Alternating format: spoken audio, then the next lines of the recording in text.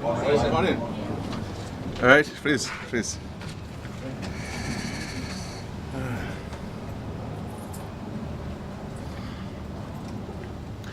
Okay. Guys, ready? All right.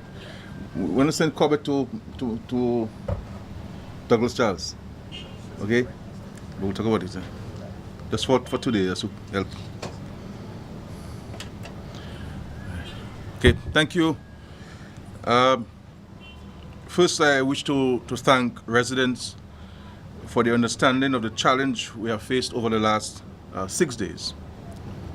Though the hurricane struck on Monday night into Tuesday morning, weather conditions in and around Dominica remained unfavorable for marine and aerial activity for some time thereafter.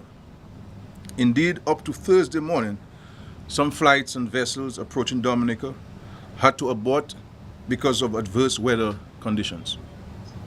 Nevertheless, we are up and running, and I'm happy to say aid has begun to flow into Dominica. As I speak with you this morning, there is tremendous amount of food and other relief supplies en route to Dominica from most of its OECS and CARICOM partners, as well as further afield in the United States, Canada, the UK, France, Venezuela, Cuba, Morocco, China, the United Arab Emirates, etc., etc., etc. As a matter of fact, we have 14 40-foot containers of food supplies and relief supplies in Antigua that will be shipped during the course of today to Dominica. These shipments will arrive over the course of the next few days, but we recognize that there is an acute urgency for food supplies in some districts and geographical regions. And I last night arranged for a few special Lear charters from Barbados today. Indeed, the first should be landing at Douglas Charles Airport around 11 o'clock this morning. And those supplies will not be brought to Roseau, but will be directed straight to an impoverished area. I have requested Lear to keep these special relief flights going until the food situation has been brought under control with the arrival of the large vessels. Also, I'm aware that 2 massive schooners will be departing Barbados tomorrow, one bound for Roseau and another for Portsmouth. And these are laden with food and other supplies, some donated by the government and people of Barbados, and some purchased by the Dominica government in Barbados for and on behalf of our people. We have opened a line of credit with certain suppliers in Barbados, and they will keep the regular supply of food going until conditions here in Dominica have been regularized. I also want to say to you that in respect to water, the delivery of water, I think we're getting there. And there are currently 2 ships in port, one from the Dutch and one from the British, and they will be able to fill water trucks and other utensils so that we can truck those supplies to various communities, and residents can fill the utensils and other things that they could collect water from, so that we can have a bulk water supply to the communities. In respect to electricity, as of 4:30 p.m. yesterday, September 24th, 2017, Dominic was 500 feet from PMH. Dominic expects to connect PMH by tomorrow, Tuesday, September 26, 2017. Simultaneously, work is ongoing to restore electricity to the Portsmouth Hospital. This week, work will continue on the Upper Goodwill feeder so that electricity could be restored to essential services and the stadium. And then once we connect essential services, we will look to connecting private properties as the hours go by. In respect to water and Duasco, work on Duasco's main supply at Antrim is ongoing. This system supplies water to consumers from Castle Comfort to Mero. Duasco expects the system to be functional by tomorrow evening, Tuesday, September 26. Following this, an assessment of pipe will be undertaken. And this assessment has to be done to check to see where there are leaks so that those can be corrected, because this is a massive catchment area. And the good thing we did prior to Maria was to shut down the system. So we do have water in those tanks, over 50,000 gallons of water in those tanks that we can supply our communities, especially the A1 water area for Roseau and environs. And so by shutting down all of the systems in Dominica before the hurricane, we have some potable water, but we have to check the lines. In respect to Bells, Penrise, Sylvania water system, it is expected to be restored by tomorrow evening, Tuesday, September 26. The water system servicing the Wesley Woodford Hill area was extensively damaged. All new pipes installed following the passage of Tropical Storm Erica were lost. From the north end system that is in Marigot, the north end in Marigot, initial assessment determined that most of the pipes are intact. Equipment has been mobilized to create access. So once we create access to these pipes, to the source, we will connect north end covering the Marigot area. Assessment to the Portsmouth and Lapland systems are ongoing.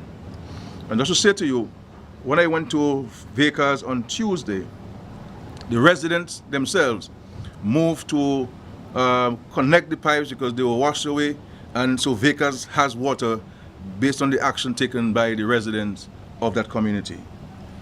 Digicel, the 3 cell sites are operational, and there's coverage from Point Michel to Jimmet from Digicel, and they're pushing to get more coverage across the country, and they're bringing in more assets, more human resources to assist us in extending the communication system.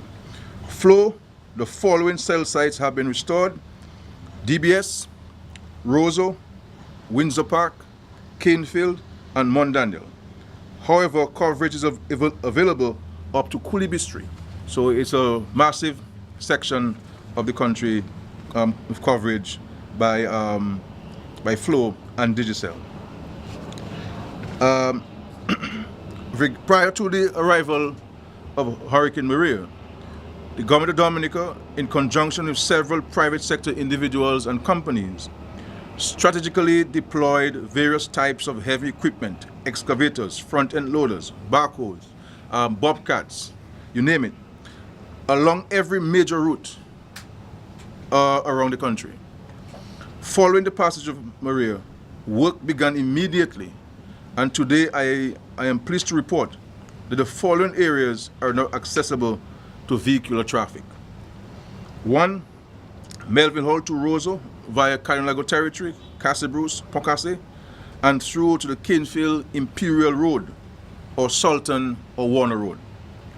Work is ongoing on the Nicholas Liverpool Highway, Pocassé to Hatton Garden via Bells, and should be accessible by the end of this week. 2, Melville to Portsmouth is clear, so you can drive from Melville to Portsmouth. 3, E.O. Libler Highway, Portsmouth to Roseau is accessible. However, 4-wheel drive vehicles are required to the Battley River crossing. Work to restore the Battley Bailey Bridge is ongoing and should be completed by the evening of Wednesday, September 27, 2017. 4, Grand Fond to Roseau is accessible. 5, Sari Lapland to Roseau, because there was a breakage in the crossing there at Sari. So that we have a challenge there. Lapland to Whitaker is accessible. Good Hope to Roseau, accessible. Roseau to Foncany, Trafalgar Junction to Trafalgar, and Trafalgar Junction to Loda. The Roseau Valley Road, Loda to Roseau and Trafalgar to Roseau, will be open by the end of today. What the ministry did is that they were able to have heavy equipment placing an assault on this road on both ends. So they're meeting in the center, and we should do that today. So we'll have the entire valley now accessible by road. Once the main valley road is open, clearing works to begin to access the communities of Mont Prosper and Wharton Waver. Roseau to Wallhouse Junction is accessible. and Point Michel to Carib Sand and Stone.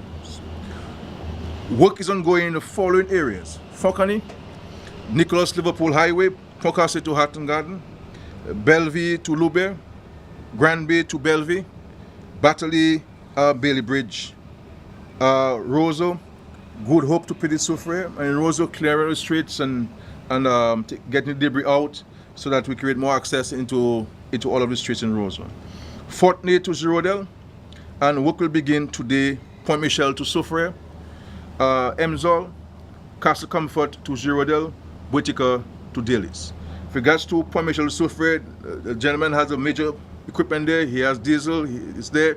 We are sending an operator to come on there, that heavy equipment, so it could get into between Soufriere and Scottsett for us, and also between Soufriere and Point Michel for us, so that those operating from Point Michel, they will meet at some point and to create access. I can also say to the country that we have located, and we're hoping that by this week we'll have some Bailey bridges into the country. One company had procured some for another country, and they have decided to make this available to us. So we are getting the specs, the lengths. Once we get that, we'll communicate with the company today, and the idea is to get a company to supply it to us and come in themselves to assist in installing those Bailey bridges. So in Lubert, where there's a breakage, in Sari where there's a breakage, we will put these Bailey bridges to improve access, albeit temporarily, to those communities. So what we're seeking to do is to launch a massive offensive on the distribution of food supplies and water to every single community. We're getting additional assets, helicopters. The Dutch are here, working very well. They're extending the stay. We're also getting additional help with helicopters, and they'll all be available. We are sending teams to Marigot to be physical in the ground, so that once we get the supplies, it should come almost literally from the planes to the helicopters and to the flatbed trucks, and distribute to the people in massive way. We will be creating in the Roseau area and Goodwill area distribution points. What we're seeking to get from the residents is for us to be orderly. You know, if we're orderly, you will get much quicker. If we rush, it's going to be a challenge. So we stand in the line. We'll ensure that everybody gets some supplies as we go along. So yesterday we did a fantastic job in getting to many communities. We got to many communities yesterday to bring some supplies. We are attacking this from the air. We're attacking this from land. We're attacking it from the sea. So we're really trying to get as much supplies to people as possible. Also, the Americans are bringing in some temporary roofing covers. The intention there is to maybe focus on one community, maybe the Roseau general area, and so that people can have temporary covers over their homes, so they can go back into the homes and sleep away from the natural elements. I really want to thank all of the people who've been volunteering. It's been small teams because everybody in the country's home has been impacted. You know, there's profound anxiety, but we have a core of people who've been coming in from Tuesday morning, working diligently to help every one of us in this country and so forth. I mean, for us to have been able to clear the roads already like this is exceptional, and telecommunication services and electricity to the hospital by today. So all teams are working, and we're getting volunteers to come in. We have a team of Palestinians located in Marigot full-time, 30 of them, providing water, providing medicine, providing hot meals to the residents of Marigot. So they're focusing exclusively on Marigot, and they're resident there for the next several days, supplying the residents of Marigot with food, warm meals, and really doing a fantastic job there. The medical teams have been exceptional under the circumstances, not having power at the hospital and being able to provide that level of care to our patients is exceptional. And it speaks to the character, it speaks to the resilience of our people, and that's what we need to do. Every one of us must get up. There's no time for complaining. There's no time for murmuring. We have to just get up and do as little as we can. If there's a sheet of galvanized in the middle of the road, if you take it out, it will help us. You know, if you clear the streets, it will help us. The other thing we're going to be doing this week, and the permanent secretary in the Ministry of Public Works, who has been exceptional in helping us, we will be engaging teams of people, and they will be paid to help with the clearing. So we will go to communities, announce one will be there, so that we can solicit names of people who are interested in working in clearing the roads with pay. The UNDP, when I was in New York, committed $3 million to help with that. So they'll be paying some of the people for us to help clear the road, to create some employment, and so that people can be engaged and moving forward and so forth. So over the next several days, this country will have lots of food and supplies, and the intention is to get all of it to the people in the quickest possible way. But we have to be orderly. We have to be respectful of the authorities, because if the police have to be diverting their attention to bring orderliness, then it's an unnecessary distraction. Because I should be using all of the police officers we have in assisting with delivering supplies.